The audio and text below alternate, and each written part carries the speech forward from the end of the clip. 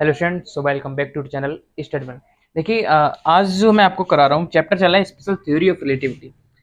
इसमें एक टॉपिक है लेंथ कॉन्ट्रैक्शन। ठीक है, शॉर्ट में भी काफी बार आपका पूछा गया है और ठीक है लॉन्ग में भी आ जाता है आपका। कॉन्ट्रैक्शन में आप समझ गए होंगे, संकुचन होता है। संकुचन।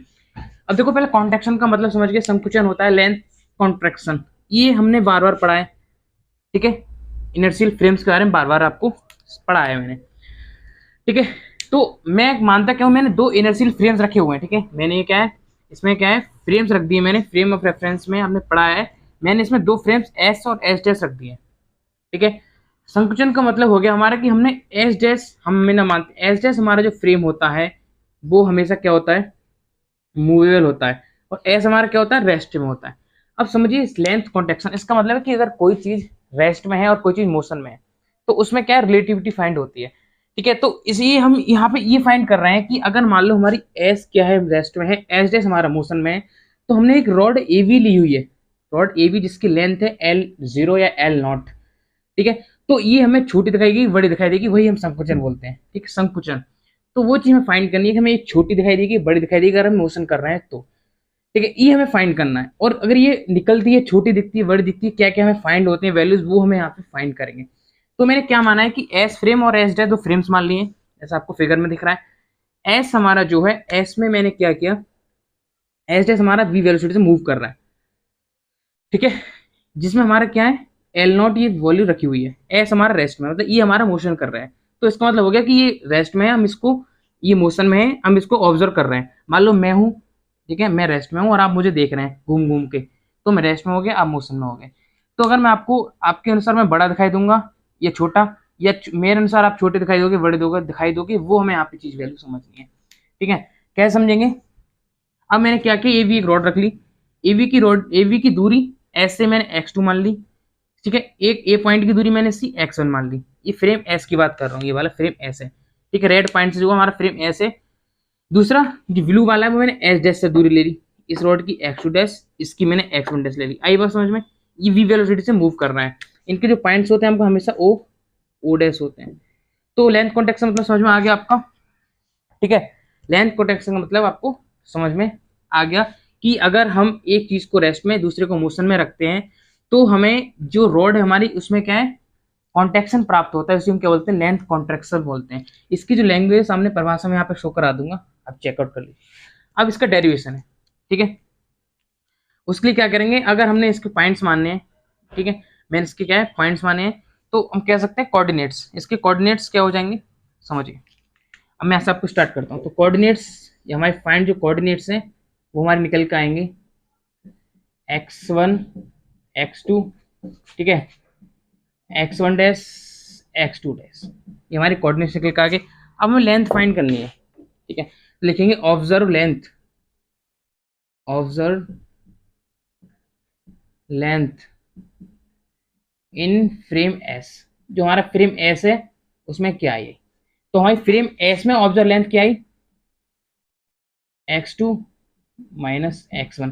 ठीक है, जिसको हम क्या मान सकते हैं, देखो x2, ये आपका, इसमें से x1 घटाऊंगा, पूरा x2 है यहाँ से यहाँ तक, इसमें से x1 घटाऊंगा तो अभी ये लेंथ निकल के आ जाएगी, तो इसको मान सकता हूँ बराबर l। ठीक है, same observe length in frame S dash बराबर x2 dash minus x1 dash बराबर l नॉट मान सकते हैं। ठीक है, जो मैंने ये मानी है इसकी।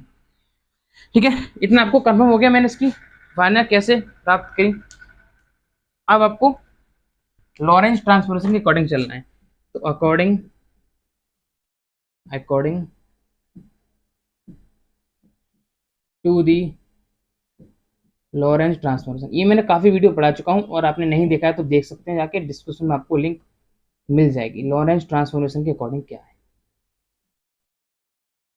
ठीक है, आपने पढ़ा है फॉर्मूला एक्स डैश बराबर, ठीक है, एक्स डैश बराबर x minus v t upon root 1 - v² upon c²। ये हमेशा याद रखो। ठीक है, ये फॉर्मूला हमारा लॉरेंस कॉन्स्टेंट हमेशा याद रखना।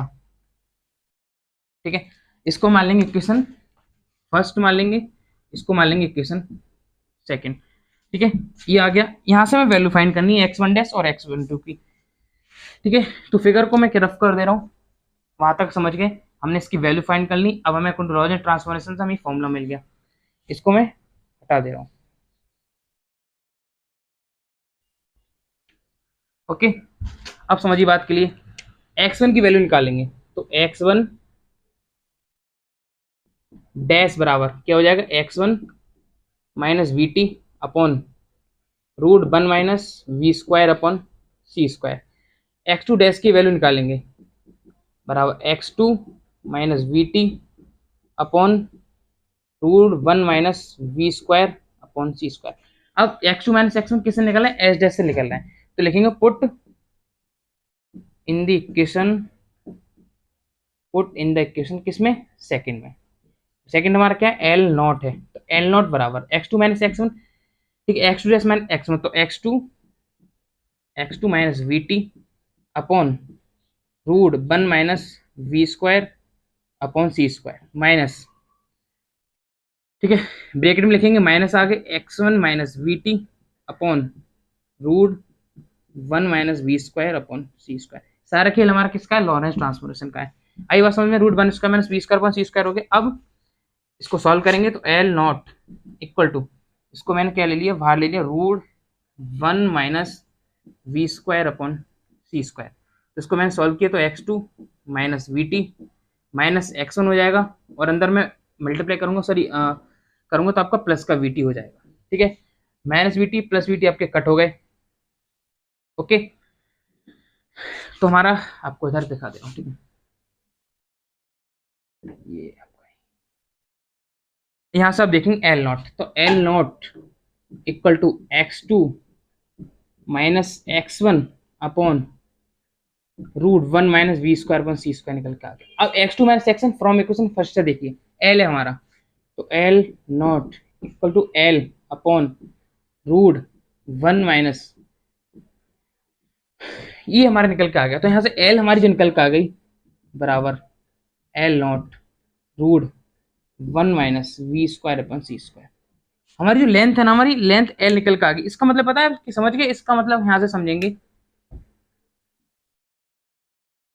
अब एल हमारा क्या था, फ्रेम एस था, एल हमारा फ्रेम एस था, मतलब ये हमारा किस में था, रेस्ट में था, और ये हमारा मोशन में था। याद रखिए दो चीजें, ये हमारा रेस्ट में था, ये हमारा मोशन में था। अब यहाँ से आप पूरी बात समझेंगे क्या है।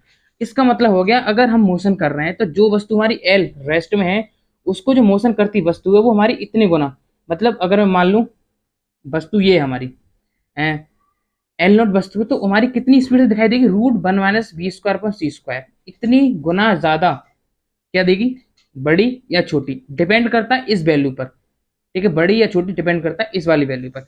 तो हमें देखो इसके जो रिजल्ट्स हैं वो हमारे रिजल्ट्स क्या फाइंड होते हैं, रिजल्ट्स का पूरा जो आपका, ठीक है, इसके जो रिजल्ट्स हैं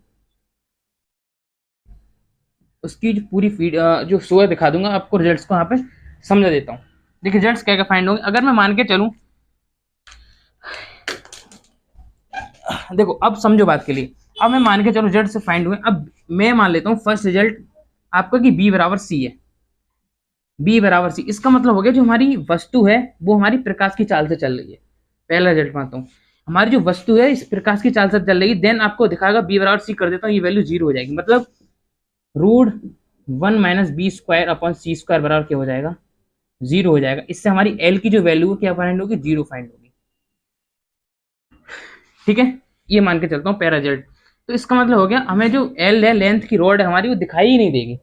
अब आप वो सोचेंगे कि सर ऐसा होता है कभी, क्योंकि अगर हम प्रकाश की चाल से जो भूत हैं घुसते हैं, अगर करते हैं रिमोशन करते हैं तो हमें दिखाई नहीं देंगे। तो हाँ सेम वही मतलब है, अगर हम प्रकाश की चाल से चलते हैं तो हमें वस्तु दिखाई नहीं देगी। इससे आपको दिख रहा है कि हम बी बराबर सी, ये आपकी प्रकाश की चाल हो जाती है, ये हम जो वेलोसिटी हमारी है। तो हम अगर जो वेलोसिटी चल रहे हैं अगर हम सी से चलें तो हमें एल क्या जीरो फाइंड होगा, इसका मतलब वस्तु दिखाई नहीं देगी। अगर मैं हूं, अगर मैं इतनी चाल से चलता हूँ सी की चाल से 3 गुणा उसके बाद 8 मीटर पर सेकंड से, तो मैं भी आपको दिखाई नहीं दूंगा। इसमें हमें भूत दिखाई नहीं देते हैं, ठीक है, सीरियस मत लेना, मजाक के टाइम में कह रहा हूँ आपसे, ठीक है, लेकिन ये क्या है, इम्पॉसिबल है, अभी तक क्या है, ये इम्पॉसिबल है चलना। ओके, दूसरा है, अगर मान के चलूं, ठीक है, सेकंड रिजल्ट मान के चलता हूं मैं, बी और सी में। देखिए बी बराबर मैंने एक बार सी मान लिया, अब v है वो बहुत छोटा है, किससे? c से। v जो है बहुत छोटा है c से, मतलब मैं मान लूँ v की जो वेलोसिटी है बहुत छोटी है c से, तो हमारा जो वैल्यू है √1 माइनस बी स्क्वायर अपॉन सी स्क्वायर, ये क्या होगी? v स्क्वायर सी स्क्वायर नेग्लिजिबल हो जाएगी, b स्क्वायर अपॉन सी स्क्वायर क्या हो जाएगी? नेग्लिजिबल हो जाएगी, नेग्लिजिबल। ठीक है, पूरा लिख लीजिए, नेग्लिजिबल हो जाएगी। इट मीन्स जो एल हमारा किसके दिखाई देगा? L equal to L nought आएगा निकल के, यहाँ से देखिए, इससे ये फुली 1 हो जाएगी। ठीक है, नेग्लिजिबल को हम क्या मान सकते हैं? 1 मान सकते हैं। तो हमें क्या होगा? एल बराबर एल नॉट फाइंड होगा। ठीक है, एक और चाहे तो आप लिख सकते हैं कि अगर हम v लगभग माने v के, थर्ड लिख लीजिए यहाँ पे, थर्ड समझ लीजिए। अब थर्ड हम मान लेते हैं कि v लगभग c के हो, v लगभग c के हो, मीन्स हम मानते हैं कि 1 minus √1 minus we square upon C square जो है 1 में मान के चलते हैं, 1 से इसकी कंपेरिजन करते हैं कि 1 के क्या है? लगभग है। इट मीन्स जो v की जो वैल्यू आप समझ के चलेंगे, c की अगर लगभग निकल के आती, इट मीन्स जो l है हमारा वो हमेशा किससे होगा?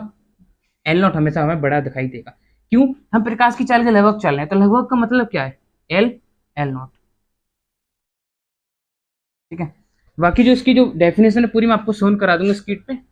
So thanks for watching this video. अगर आपको वीडियो अच्छी लगी तो चैनल को प्लीज इसका वीडियो को शेयर जरूर कर दें। इसके बाद आपके 2-3 टॉपिक और बचे इस चैप्टर में, स्पेशल थ्योरी ऑफ रिलेटिविटी।